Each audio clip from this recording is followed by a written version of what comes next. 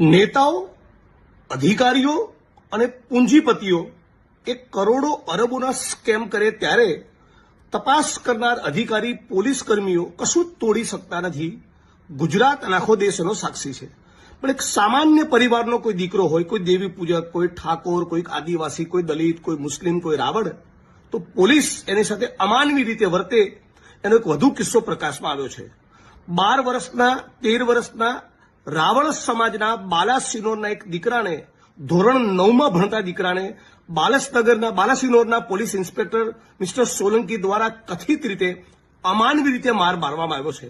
અનેક મીડિયાના મિત્રો એને કવર કર્યું છે. એટલે હું તાત્કાલિક માગણી કરું છું કે પહેલા તપાસ કરીશું, પછી આગળ જતા એવી બધી વાત બંધ કરી તાબડતોબ આ વાતનો કોગ્નિઝન્સ લઈને પોલીસ ઇન્સ્પેક્ટરની સામે એફઆઈઆર કરવામાં આવે, નહીતર ઉગ્ર આંદોલનની ફરજ પડશે.